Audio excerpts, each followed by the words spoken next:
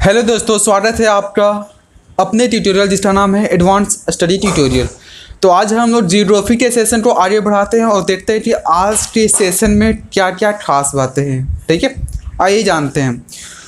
अगर आपने previous videos नहीं देखा तो उससे आप अवश्य देख लीजिए। Okay, confirm. आइए जानते हैं कि आज हम लोग क्या क्या पढ़ेंगे। आज पेज नंबर 2, जैसे कि पिछला क्लास में आपने पेज नंबर 1 के बारे में देखा था। ओके, आपको तो पता ही है ना क्या चल रहा है फिलहाल अभी। संसाधन। ओके, भारत में कौन कौन से संसाधन होते हैं और उनका उपयोग के बारे में हम लोग देखने की कोशिश कर रहे हैं। तो चलिए पेज नंबर 2 की खास बातों को देख लेते हैं। पहला बात इसमें दिया हुआ है, बोल रहा है संसाधन किसी भी देश का आर्थिक एवं सामाजिक मेरुदंड होता है। ओके, मैं यहाँ पर लिख दे रहा हूँ।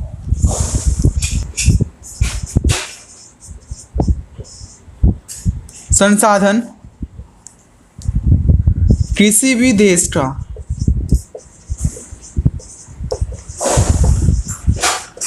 आर्थिक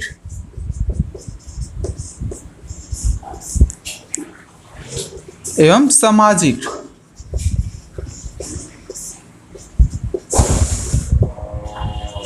मेरुदंड होता है। ये लिटरेचर काफ़ी खास बातें बोल रहा है, अब इसे समझने की ज़रूरत है। ओके, पहले टर्म को समझ लेते हैं। संसाधन तो आपको पता ही है, डिफिनेशन पूछेगा तो वो सारी वस्तुएं जिनका उपयोग हम अपने आवश्यकताओं की पूर्ति के लिए करते हैं वो सारे संसाधन कहलाते हैं। ठीक है, हम आप ये पेन, ये बोर्ड, ये सारा क्या है, संसाधन है। ठीक है, हम लोग इसका यूज करते हैं। कन्फर्म। अब संसाधन किसी भी देश का, कोई भी कंट्री हो, भारत ही नहीं, अमेरिका, जापान, चाइना, ये जितने भी कंट्री है उन सब में संसाधन जो काफ़ी इम्पोर्टेंस होता है। क्या? पहला हमारे पास है आर्थिक रूप से। आर्थिक रूप कहने का मतलब क्या आप मार्केट बिना पैसे के जा सकते हैं, कोई खरीद सकते हैं? नहीं ना, बिना अगर जान पहचान ना हो तो वहाँ पर खरीद नहीं सकते हैं, ना ही हम लोग कुछ बेच सकते हैं। ओके, क्योंकि बेचने के लिए भी सामने वाले के पास क्या रहना चाहिए, पैसा होना चाहिए। बिना पैसा के लेन देन हम लोग नहीं कर सकते कोई किसी भी मटेरियल का। ओके, यानी कि आर्थिक रूप से अगर आर्थिक स्थिति अगर आपकी मजबूत है, इसका मतलब आपका लाइफ जो है बेटर होगा। ठीक है। सामाजिक क्या होता है, जब आपके पास पैसा रहेगा तो आपके आसपास जो सुविधाएं काफ़ी ज़्यादा रहेंगी। ओके, आपके पड़ोसी के पास भी सुविधाएं रहेंगी। जो पैसा हो रहा तो उसके पास भी पैसा होगा ना, उसके बगल वाले के पास भी पैसा होगा। मतलब अगर समाज के प्रत्येक वर्ग के पास पैसा हो, ओके, आर्थिक स्थिति उनकी मजबूत हो, तो आसपास वाले इलाके की स्थिति भी देखने लायक होगा, काफ़ी अच्छा रहेगा। यानी कि समाज में डेवलपमेंट होगा, विकसित होगा वो भी। कन्फर्म है।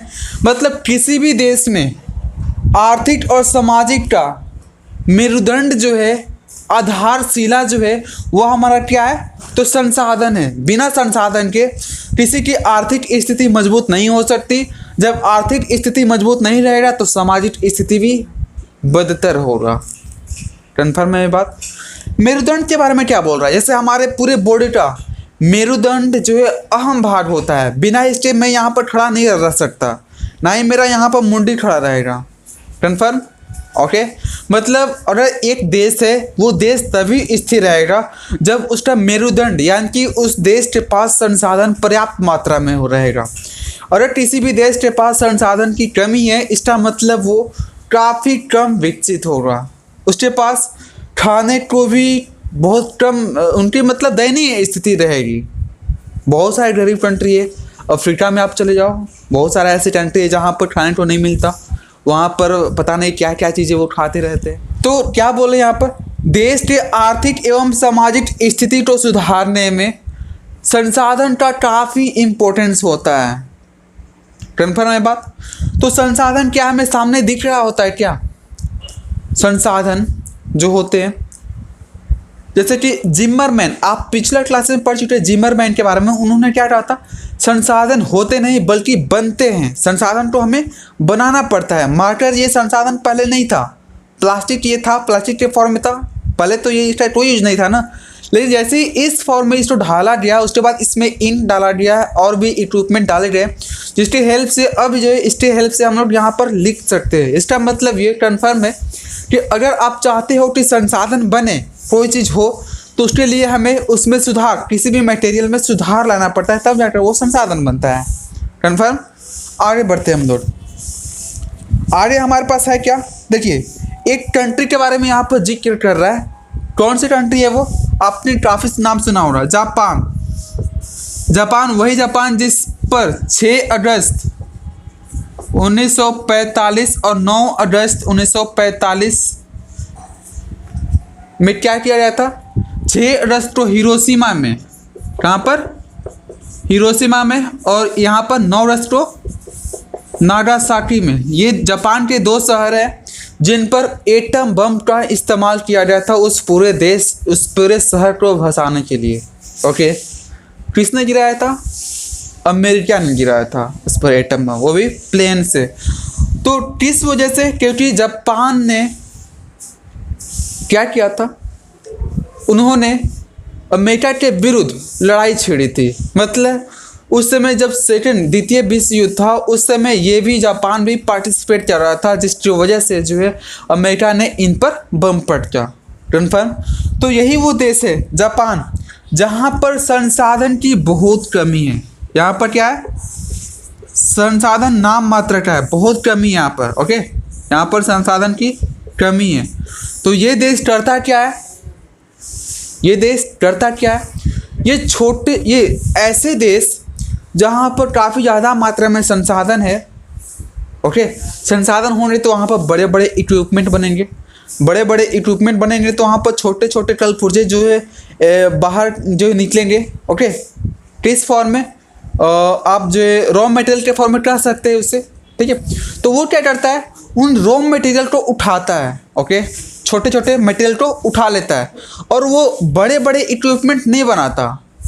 वो क्या करता है, बहुत छोटा छोटा चीज़ बनाएगा। ओके, जैसे घड़ी बनाएगा, काफ़ी छोटा होता है, महंगा भी होता है। चिप्स बनाएगा, काफ़ी छोटा होता है, महंगा भी होता है।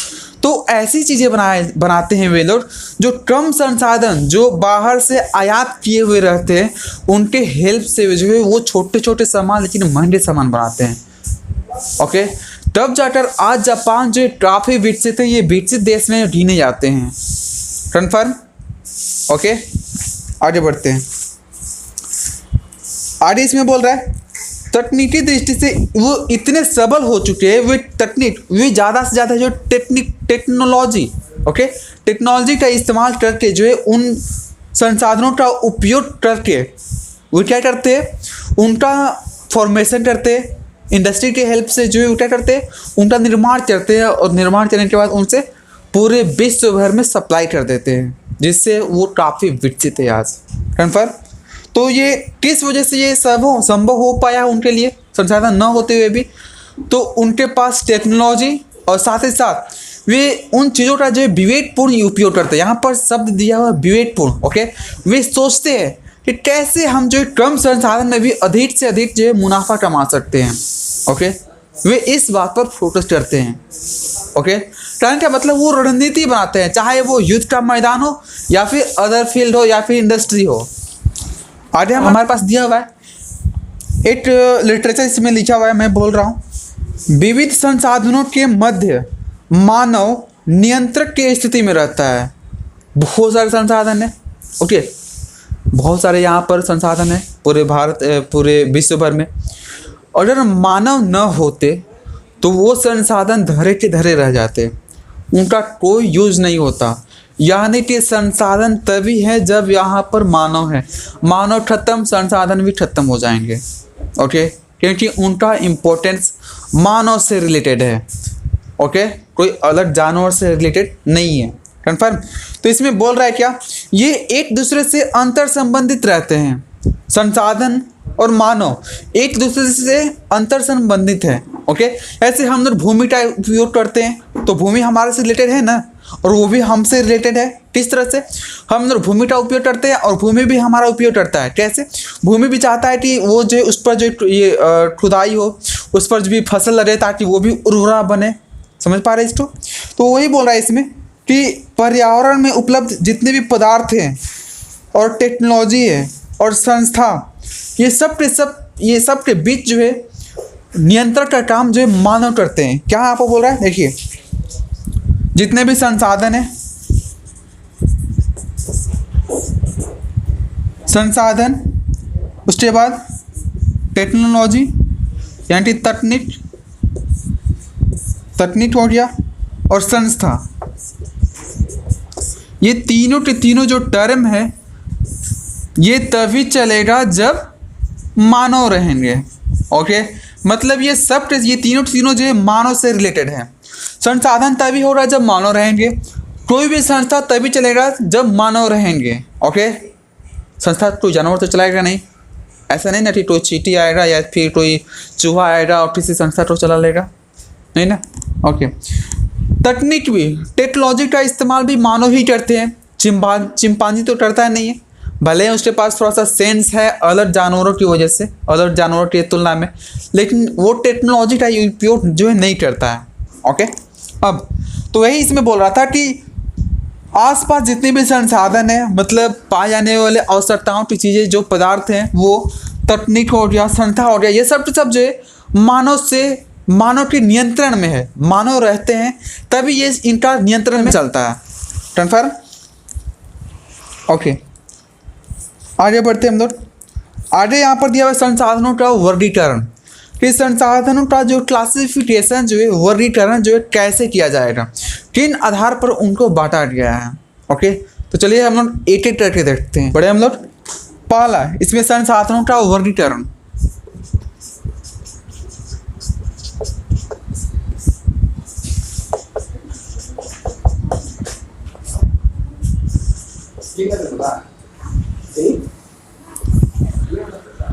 यहाँ पर जो शब्द लिखे गए हैं उसका मतलब जानना काफ़ी इंपॉर्टेंट है। संसाधन तो आपको पता ही है, वर्गीकरण का मतलब होता है बांटना। ओके, जैसे यहाँ पर जितने भी लिविंग ऑर्गेनिज्म हैं, जितने भी जीवित प्राणी हैं, उनको बांटा गया है।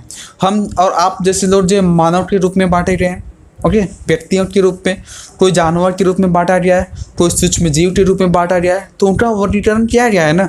तो उसी तरह से संसाधन को भी बांटा गया है, क्योंकि प्रत्येक संसाधन जो है उनका प्रॉपर्टी अलग अलग रहता है, गुण अलग अलग रहता है। कोई महंगा होता है, कोई सस्ता होता है, कोई काफ़ी ज़्यादा मात्रा में है, कोई कम मात्रा में, कोई किसी पार्टिकुलर व्यक्ति का होता है, कोई कम्युनिटी का होता है, कोई समुदाय का होता है। ओके, तो उन सभी चीज़ों को मद्देनज़र रखते हुए हम लोग जो है क्लासिफिकेशन करने वाले हैं। किसका?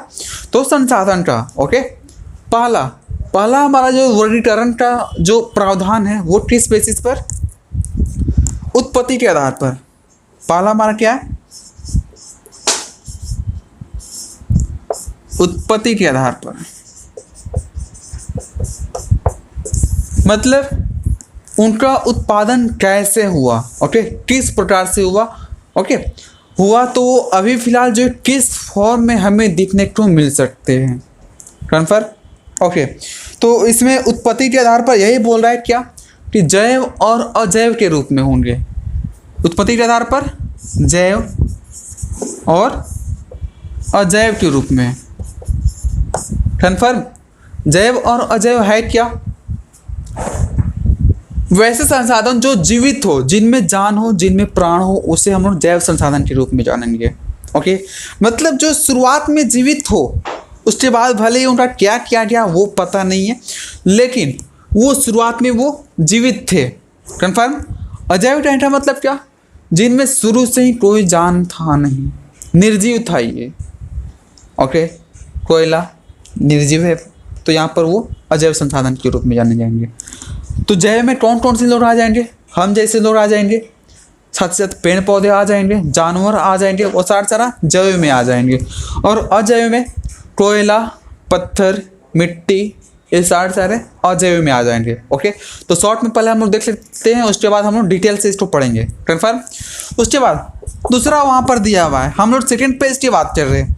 दूसरा हमारे पास दिया हुआ उपयोगिता के आधार पर। किस आधार पर? उपयोगिता। उपयोगिता मतलब कि उनके उपयोग करने के आधार पर। जैसे हमारे पास संसाधन जो है दो तरह के हो सकते हैं इस बेसिस पर, उपयोगिता के बेसिस पर। कैसे? हम कोई भी चीज़ अगर यूज कर रहे हैं तो या तो वो समाप्त हो जाएगा या फिर पुनः हमारे पास जो है उपस्थित रहेगा, जो कभी समाप्त नहीं हो रहा। ओके, या एक तो समाप्त होने वाला, दूसरा समाप्त नहीं होने वाला। ठीक है, तो इसी बेसिस पर इसको बांटा गया है। क्या नाम वहाँ पर दिया गया है? तो एक का नाम रखा गया नवीकरणीय। एक क्या? नवीकरणीय। ठीक है, और दूसरा क्या है इसके पास? अनवीकरणीय।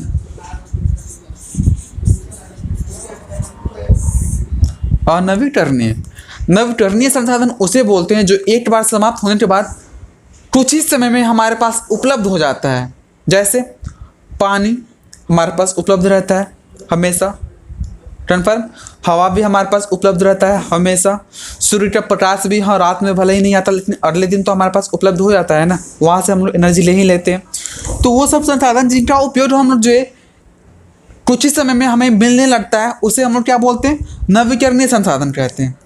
ये अनवीकरणीय संसाधन में ऐसे संसाधन आते हैं जिनका उपयोग करने के बाद वो समाप्त हो जाता है और उससे फिर से बनने में जो काफ़ी समय लग जाते हैं, लाखों करोड़ों वर्ष लग जाते हैं।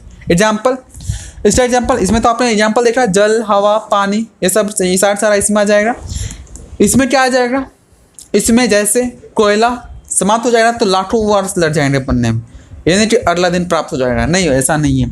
कोयला हो गया, पेट्रोलियम हो गया, ईंधन, ये और जो है मीथेन हो गया, इथेन हो गया, ये सब गैसेस जो है ये हमारे लिए किस फॉर्म में रहते हैं? ये तो ये हमारे लिए अनवीकरणीय संसाधन के रूप में जाने जाते हैं।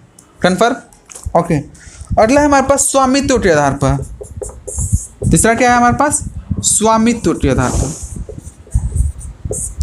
कि उस पर्टिकुलर संसाधन का स्वामी कौन है, उस पर्टिकुलर संसाधन का स्वामी कौन है, उनका मालिक कौन है, उस बेसिस पर भी बांटा गया है। जैसे अगर ये मार्केट की मैं बात करूँ तो ये मेरा अपना पर्सनल है, ये ओके, ये मेरा पर्सनल है, मैं इसका मालिक हूँ, है ना बात। तो उस बेसिस पर इस संसाधन का मालिक कौन हो जाएगा? मैं, यानी कि उसे अपन किस फॉर्म में जानेंगे? व्यक्तिगत। ये हमारे पास क्या हो जाएगा? व्यक्तिगत संसाधन हो जाएगा। मार्केट हो गया, ये बूट हो गया, ये हमारा बोर्ड हो गया, घर मकान हो गया, ये हमारे लिए क्या हो जाएगा? व्यक्तिगत हो जाएगा। दूसरा हमारे पास है क्या? सामुदायिक। सामुदायिक, ओके, ये किस फॉर्म है? ऐसे एक गांव में फील्ड है तो उस फील्ड किसी एक का तो नहीं हो सकता, अगर सरकारी है तो उस फील्ड में जो पूरे गाँव के लोग वहाँ पर खेल सकते हैं, वहाँ के बच्चे, सभी नहीं, बच्चे जो आसानी से खेल सकते हैं वहाँ पर, तो एक समुदाय के रूप में है। सड़क हमारा समुदाय के रूप में है, हर एक कोई यूज करता है उस सड़क को। ओके, सामुदायिक भवन भी बनाए जाते हैं, इसमें आवश्यकता के अनुसार गाँव का कोई भी व्यक्ति इसमें उसका यूज कर सकता है। ओके, अगला इसमें क्या है? इसमें राष्ट्रीय।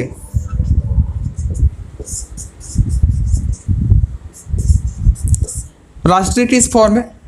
जैसे हमारे देश में कोयले की खान है, तो वो कोयले की खान हमारे देश का एक पर्टिकुलर अपना है ना, तो उस कोयले का इस्तेमाल पूरा देश करता है। ओके, तो ऐसे ऐसे संसाधन हमारे लिए क्या हो जाते हैं? किसी एक व्यक्ति का नहीं रहता, वैसे संसाधन जो पूरे देश के लोग वहाँ पर जा सकते हैं, वहाँ से लाभ ले सकते हैं। कन्फर्म? कोई जैसे कि कोई बड़ा सा स्मारक है तो वो राष्ट्रीय संसाधन हो सकता है। ओके, क्योंकि वहाँ पर पूरे देश के लोग वहाँ पर जाकर वहाँ पर आनंद ले सकते हैं। ठीक है, क्लियर है ऐसा? तो ये हमारा राष्ट्रीय में आ जाएंगे, राष्ट्रीय संसाधन के रूप में आ जाएंगे। कन्फर्म? ओके, तो और दूसरा अगला है हमारे पास अंतर्राष्ट्रीय। अंतर्राष्ट्रीय,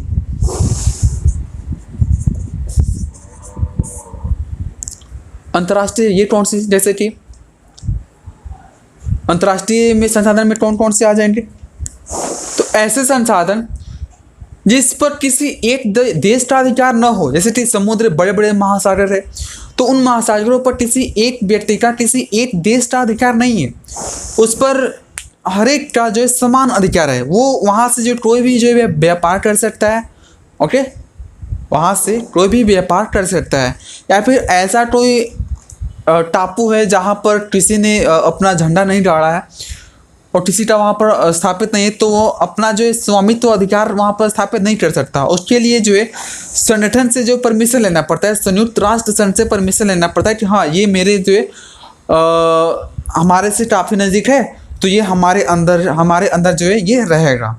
ओके, तो अंतर्राष्ट्रीय में किसी एक देश का अधिकार उस पर नहीं रहता, ये नहीं कोई अधिकार अपना नहीं जता सकता कि हाँ ये मेरा, ये पूरा क्वांटिटी जो है मेरा है। Okay, confirm.